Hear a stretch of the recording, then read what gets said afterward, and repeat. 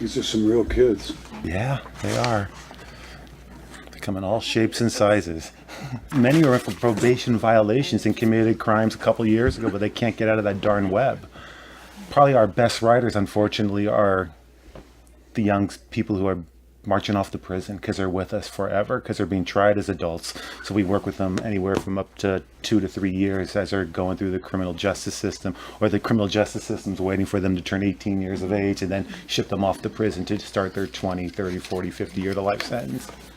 And they're all poor choices, and most of them come to juvenile hall under the influence of some substance, and then they don't think. And what do? They pull the trigger. They drive over the person. They kill the person, all for the hood, the gang. And then, sadly for many, they wake up in the prisons or the juvenile hall, and they're sober, and they realize that they've basically thrown their whole life away. And now that I have this chance to really work with these men in San Quentin, who were those 15, 16 years old kids 20, 30 years ago, I mean, just hearing their stories just breaks your heart, because there they are, 20, 30 different men. And when they were 15, 16, they're educated. They're some of the wisest people I've ever heard and listened to. And I wish I could take them and bring them into the hall. But next best thing is getting their work in the magazine.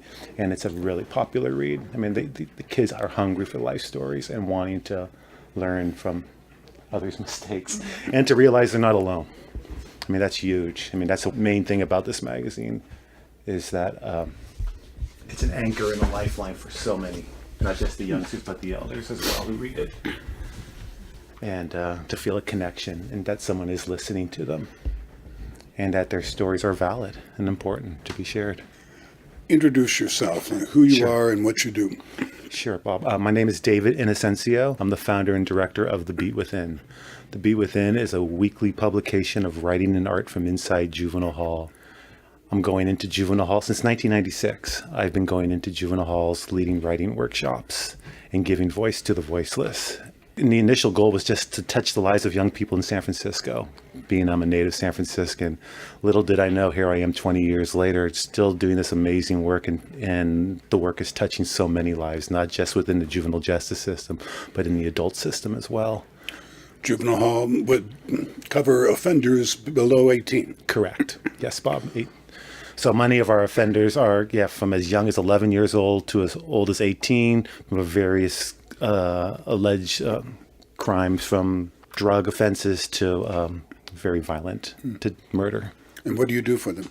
Well, through the Beat Within, we lead writing workshops every single week. We go into juvenile hall with paper and pencil and encourage young people to tell their stories and share their art. We create a safe place within an environment that's at times could be quite challenging, given there's so much drama going in amongst the young men and young women, the pecking orders, the system telling kids to do this and do that. And here we are, we come in as a community and help young people recognize their, I'm going to say, hidden talents or another side of themselves.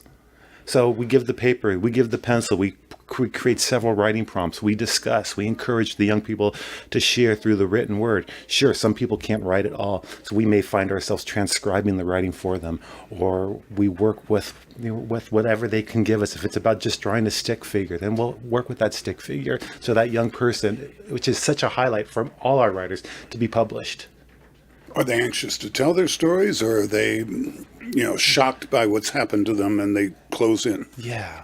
So we pride ourselves in being consistent in young people's lives when there's not a lot of consistency in their lives. So building relationships is huge.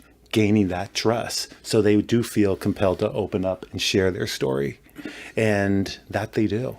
Why would they do that? I mean, you're the man. I don't like to think of myself as the man. I like to think of one of you guys. I mean, I think they recognize that we are not part of the system. I mean, we come in as guests. So I don't have the badge. I don't have the cuffs.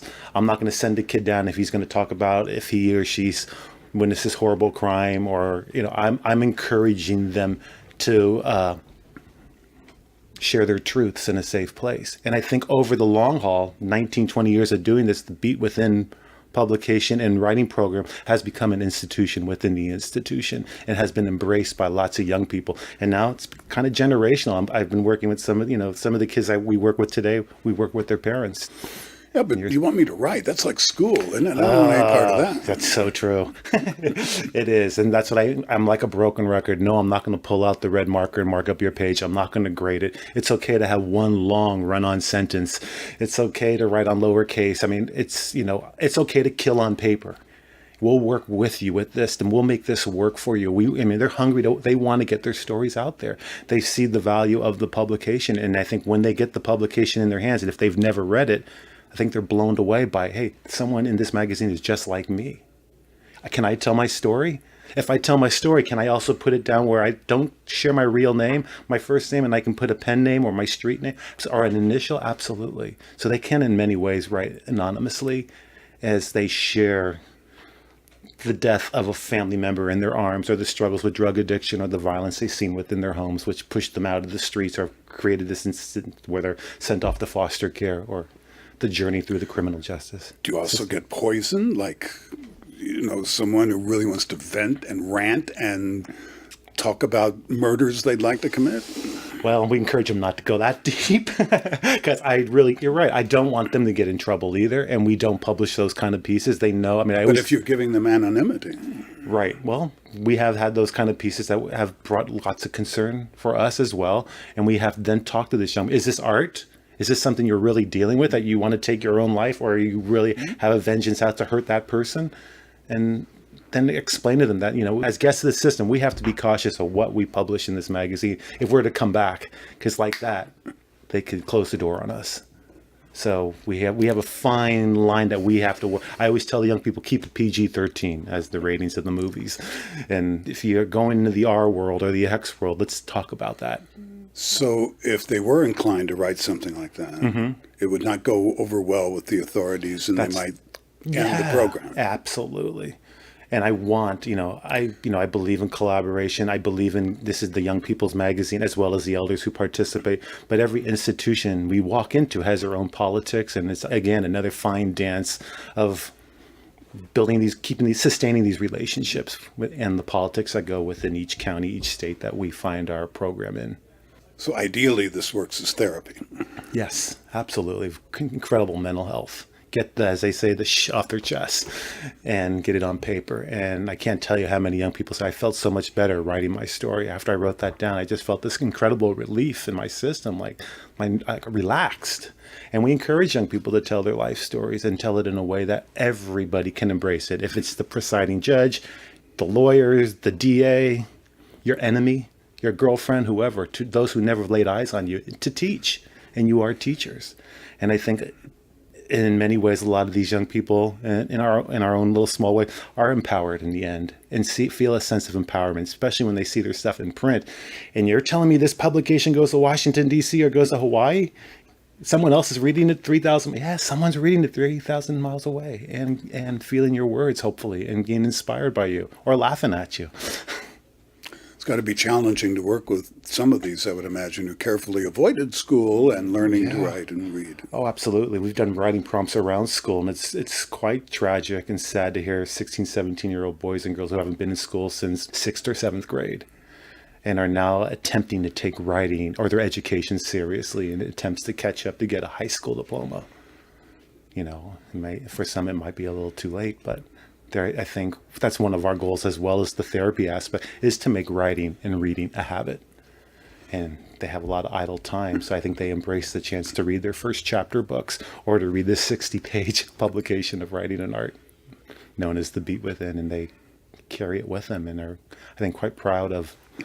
I get pictures all the time from kids when they go back home. They send to me on Facebook or wherever, or in my own little private email, of showing me the displays on their walls of of all their articles they taped up that have been published in. And it's just like, really, that's the payday for me, is seeing these young people kind of have taking pride in themselves, some self-worth. One thing that's changed, I think, from when I was a young man, I think people are less inclined to see juveniles as children, but rather as hardened criminals, because they've been doing bad things since they were 10.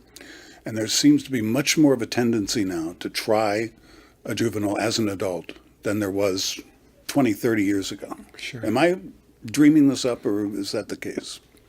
It's from where I sit, Bob, I agree. I mean, it seems like more and more young people are being tried as adults Yeah. and are looking at, 20, 30, 40 years in prison, if not life sentences, for crimes they've committed, as juveniles. We've all been teenagers. Yes. I raised 3.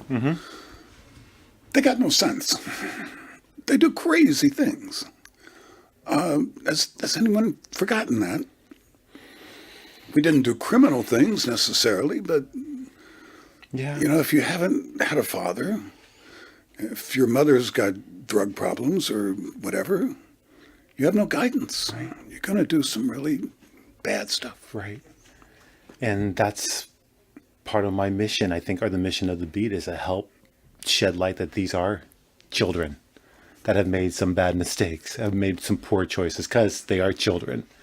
And to look at them not just in the light of the alleged crime they committed or through the police reports or by what the powers that be say, but there's another side of them. There's a story that led up to this.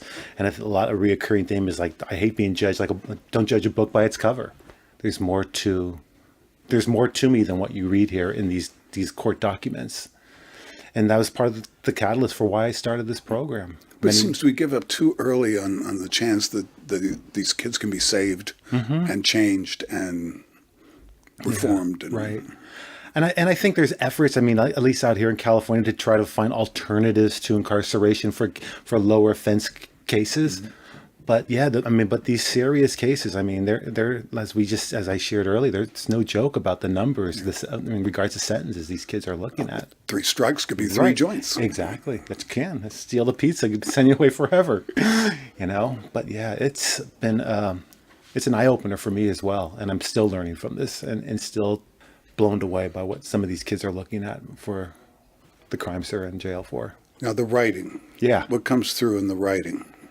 What has surprised you? And well, nothing has changed over the years, really, in regards to what these young people are struggling with: identity, struggling with lack of love, with it from family, self-esteem, very much low self-esteem, lots of sadness, lots of pain, wrong friends, bad neighborhood, exactly, yeah, peer pressure, and you can read in between the lines of many of these peoples, and there's a lot of kids putting on fronts, the mask, to look like they're the machismo. I'm the biggest and baddest, but you read in between, that young man is crying in his pillow at night, wishing this never happened. So it's from when I started in '96 to now, I'm still seeing those same kind of themes that keep popping up. We still haven't, as a society, figured out how best to help the communities these young people come from, because they're still finding themselves within the walls of the system. Have you found some really articulate, gifted writers? Some unbelievable writers. Not every young person I work with marches off to prison, which is great. Recently, I just had breakfast with an amazing writer that I worked with for the last 15, 20 years, and he's graduating from Columbia this year in journalism. And he's also works as in Brooklyn within the juvenile justice system, doing some mediation. And it's just mind-blowing, given who he was, and as I recall, as a 15, 16-year-old, to turning his life around. And there's a lot of those stories of young people who've woken up and are now earning legit money, raising families, taxpayers, putting the fast money aside and realizing that wasn't the best route to take. So you're happy to have some ex-writers, some ex-correspondents. Absolutely. And doing this for 20 years, I want to celebrate those voices down the road. I want to be able to bring these young men and women back and allow them to, if it's bringing them into the juvenile halls, to testify and share their stories and their journeys, to inspire this new generation, or within the community, because these voices are so important. You do have more senior writers in the Beat with him. Yes, Bob, we definitely have senior writers in the Beat, and that's an important piece to our magazine, given they are some of our best teachers, because they are currently living within the walls of the adult system and have been through the journey of being sentenced to many, many years in prison, if not life in prison, and are reflecting now as 30, 40, 50-year-old men about the crimes they committed as young people, and how it has totally ruined not only their lives, but the ripple effects of a community, their victim, and so forth, and having to carry that for the rest of their lives. Well, thanks for this. Congratulations on your success, and best of luck with continuing the program. Well, thank you so much, Bob. It's an honor to be here today.